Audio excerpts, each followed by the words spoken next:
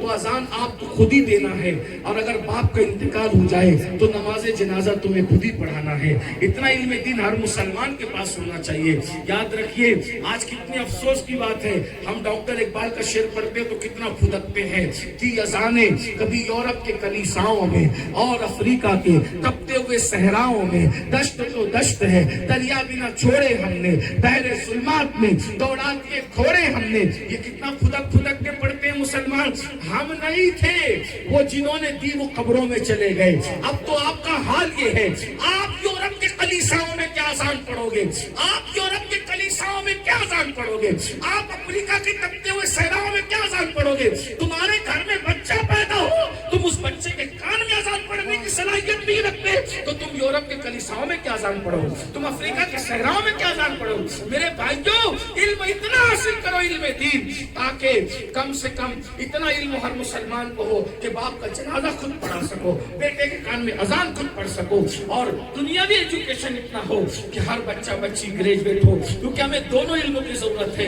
یہ دنیاوی علوم اور دینی علوم یہ تو 1857 کے بعد سازش کے تحت تفریق کر دی گئی، مگر ہمارے یہاں علم صرف علم ہے۔ بچوں کو ہر تعلیم دو اپنے بچوں کو، بلکہ میں تو آپ سے یہی گزارش کرتا ہوں، یہاں جتنے بیٹھے ہیں زیادہ محنت کرنا پڑے تو کرو، لیکن بچوں کی تعلیم پر خوب محنت کرو۔ 10 سال تک اگر ہم نے ہندوستان کی سرزمین پر ایجوکیشن پر کام کر لیا، ایجوکیشن پر محنت کر لی، تو انشاءاللہ آنے والا وقت الگ ہوگا۔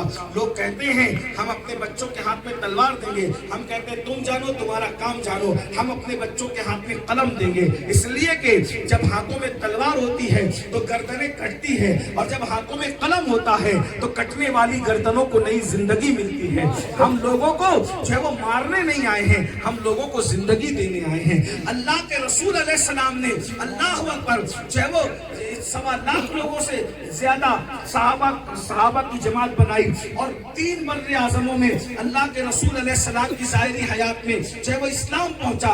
لیکن میں چیلنج سے کہتا ہوں، اللہ کے رسول نے کسی کو اپنی زندگی میں چلا کر ڈانٹا تک نہیں، مارنا تو دور کی بات، تسبیح کا ٹوٹنا تو دور کی بات، قتل کرنا تو دور کی بات، حضور نے کسی سے چلا کے بات بھی نہیں کی۔ اور حضور علیہ السلام نے علم کے ذریعے سے، علم قرآن کے ذریعے سے پوری دنیا میں 23 سال میں انقلاب پیدا فرما دیا۔ حضور کا انقلاب علمی انقلاب تھا۔ اگر آج بھی انقلاب بپا کرنا ہے تو علم کے ذریعے بپا کیجئے۔ آخری بات کے طور پہ عرض کر رہا ہوں، یہ مدرسہ جن کے نام سے آپ نے منسوب کیا ہے وہ کتنی پیاری ہستی ہے، پہلی ام المومنین، پہلی مسلمان، آسمان کے نیچے اور زمین کے اوپر جس نے سب سے پہلے میرے نبی کا کلمہ پڑھا ہے اسے سیدہ خدیجۃ الکبریٰ کہتے ہیں۔ تفصیل تو یہی ہے نا کہ عورتوں میں سب سے پہلے سیدہ خدیجہ، مردوں میں سب سے پہلے صدیق اکبر، بچوں میں سب سے پہلے مولا علی۔ لیکن پوچھو اپنے علماء سے، ابھی کسی کے کانوں کان خبر بھی نہیں تھی کہ حضور پہ وحی نازل ہوئی ہے۔ سب سے پہلے جسے بتایا گیا کہ حضور پہ وحی نازل ہوئی ہے اس ذات کو سیدہ خدیجہ کہتے ہیں۔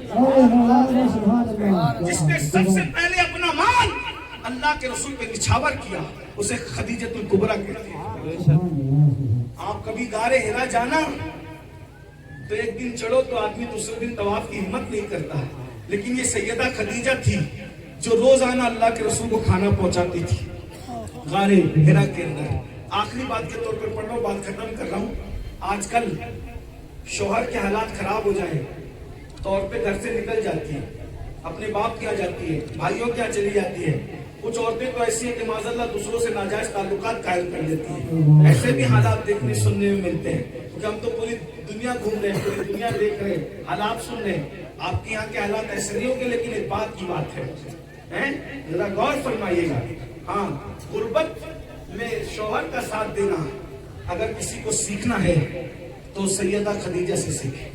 میں رسول اللہ کی زندگی کو کبھی غربت سے تعبیر نہیں کرتا، نہ تعبیر کرنے کو جائز سمجھتا ہوں، لیکن عورتوں کو کہہ رہا ہوں اگر غربت میں شوہر کا ساتھ نبھانا سیکھنا ہے سیدہ خدیجہ سے سیکھیں۔ آپ جانتے ہیں، سن لیجئے، آپ بھی سنیے، خواتین بھی سنیے، امی خدیجۃ الکبریٰ ملکہ تجار کہلاتی تھی۔ پورے مکے میں سب سے زیادہ جو مالدار عورت تھی اس خاتون کو سیدہ خدیجہ کہتے ہیں۔ جانتے ہیں اسلام قبول کیا، اپنا پورا مال اسلام پہ قربان کر دیا۔ سبحان اللہ کیا بات۔ آج حالات یہ ہے کہ ہم لوگ دین کا کام کرتے کرتے غریب سے مالدار ہو جاتے ہیں، اچھی بات ہے، دین مالدار بنا ہے، صحابہ بھی مالدار ہوئے دین کا کام کرتے کرتے، لیکن جس نے دین کی خاطر مالداری سے غربت اختیار کی ہے اس کو سیدہ خدیجہ کہتے ہیں۔ کہاں تو دولت کا یہ عالم کہ پہلا اونٹ گھر کے دروازے پہ کھڑا رہتا ہے مال تجارت کے وقت، اور آخری اونٹ مکے کی سرحد کے باہر کھڑا رہتا ہے۔ یہ حال ہے سیدہ خدیجہ کا، سب سے مالدار، اتنا مالدار پورے مکے میں کوئی نہیں تھا جتنا مالدار سیدہ فاطمہ الزہرا کی اپنی جان تھی، حسنین کی نانی جان تھی۔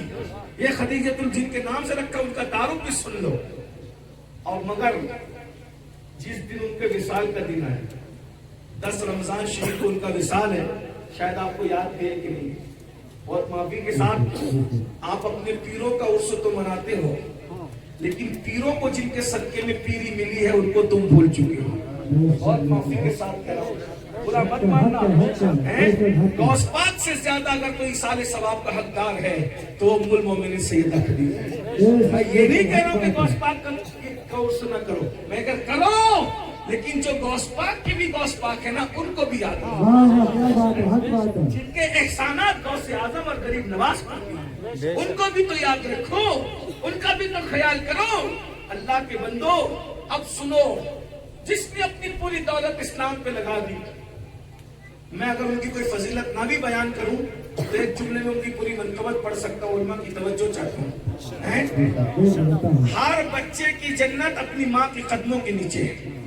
جس سیدہ فاطمہ کے لیے رسول اللہ اٹھ کے کھڑے ہوتے ہیں، اس سیدہ کونین سیدہ فاطمہ الزہرا کی جو ماں ہو اسے سیدہ خدیجہ الکبریٰ کہتے ہیں۔ مخدومہ کائنات کی جو مخدومہ ہے اسے سیدہ خدیجہ کہتے ہیں۔ پوری کائنات کی مخدومہ کو سیدہ فاطمہ کہتے ہیں، اور فاطمہ الزہرا کی مخدومہ کو سیدہ خدیجہ الکبریٰ کہتے ہیں۔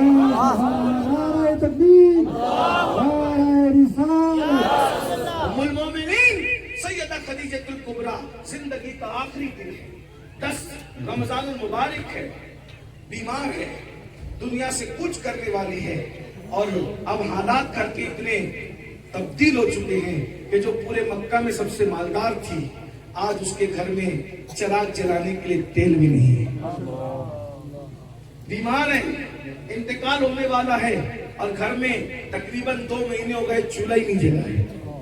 سیدہ خدیجہ کی بچپن کی سہیلی، پتا چلا کہ میری بچپن کی سہیلی خدیجہ، جب سے وہ رسول اللہ کا کلمہ پڑھی تھی بچپن کی سہیلیوں نے بھی ساتھ چھوڑ دیا، تو بچپن کی سہیلی کو پتا چلا تو میری سہیلی سیدہ خدیجہ گھر میں چراغ جلانے تیل نہیں، 2 مہینے سے چولہا نہیں جلائے، بیمار ہے، مکے کے بڑے بڑے سردار باتیں کر رہے ہیں اب خدیجہ کا انتقال ہوگا، کوئی بھی اس کے جنازے میں نہیں جائے گا، سب اس کے جنازے کا بائیکاٹ کریں گے۔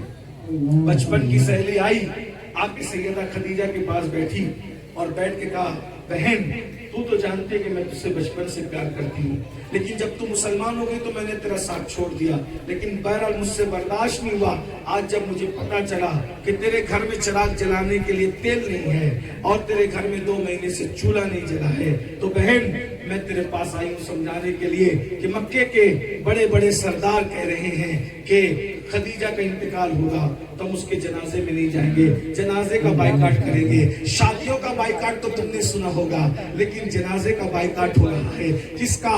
حسنین کریمین کی نانی کا، سیدہ فاطمہ کی امی جان کا، ام المومنین کا، رسول اللہ کی پاک زوجہ کا، جس کو عرش سے سلام آتا ہے، اس سیدہ خدیجہ کے جنازے کے بائیکاٹ کی باتیں چل رہی ہے، لیکن بچپن کی سہیلی آگے کہتی ہے، خدیجہ تم نے جو نادانی میں محمد الرسول اللہ کا کلمہ پڑھ لیا ہے نا، آج ان کو چھوڑ دو، اگر تم ان کو چھوڑ دو گی نا پھر سے تمہارے پچھلے دن لوٹ آئیں گے، اچھے دن لوٹ آئیں گے، تمہارے گھر میں وہی دولت ہوگی، اور پھر مکے کے سردار کہہ رہے ہیں کہ تیرے جنازے کو وہ کاندھا نہیں دیں گے۔ سیدہ خدیجہ بیمار تھی، اب بتاؤ بیماری میں جس نے 2 مہینے جس کے گھر میں چولہا نہ جلا ہو، بھوک سے جس کی حالت نڈال ہو، اس کی کمزوری کا عالم کیا ہوگا، لیکن سیدہ خدیجہ پر اللہ کروڑوں رحمتیں نازل فرمائے، اللہ اربوں خربوں رحمتیں نازل فرمائے، قیامت تک ان کے مزار اقدس پر اللہ درود و سلام نازل فرمائے۔ سیدہ خدیجہ میں طاقت نہیں تھی، اٹھ کر کے بیٹھ گئی اور اپنی بچپن کی سہیلی کی آنکھوں میں آنکھیں ڈال کے کہا، کیا کہا تو نے؟ میں نے ان کا کلمہ نادانی سے پڑھا، اللہ کی عزت کی قسم عقل و خرد نے کروڑوں مرتبہ میرے طلبوں کو بوسہ دیا تھا، تب میں نے محمد عربی کا کلمہ پڑھا تھا، میں نے نادانی سے نہیں پڑھا تھا، میں نے ان کی زندگی کے 15 سال کی اسٹڈی کی اور میں نے دیکھا کہ ان جیسا کائنات میں کوئی نہیں ہو سکتا۔ میں نے شوہر کی محبت میں کلمہ نہیں پڑھا، میں نے محمد الرسول اللہ کا کردار دیکھ کے کلمہ پڑھا تھا، ان کی زندگی دیکھ کے کلمہ پڑھا تھا۔ اور سن لے، وہ مکے کے گنڈے یہ کہتے ہیں کہ وہ مجھے میرے جنازے کو کاندھا نہیں دیں گے، اللہ کی عزت کی قسم مجھے ان کے کاندھے کی ضرورت نہیں ہے، اللہ کا رسول کاندھا دے، یہ میری معراج ہے، اس سے مجھے کچھ نہیں چاہیے۔ نعرہ تکبیر، اللہ اکبر، نعرہ رسالت، یا رسول اللہ۔ میں نہ کبھی محمد الرسول اللہ کو چھوڑ سکتی ہوں، نہ ان کا دین چھوڑ سکتی ہوں۔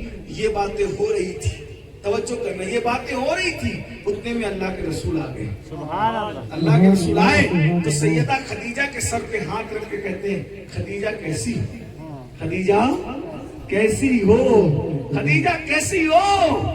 سیدہ خدیجہ رو کر کہتی ہے، میرے آقا، میرے سرتاج، آپ میری خیریت مت پوچھئے، مجھے اللہ کے بھروسے چھوڑ دیجئے۔ کیوں؟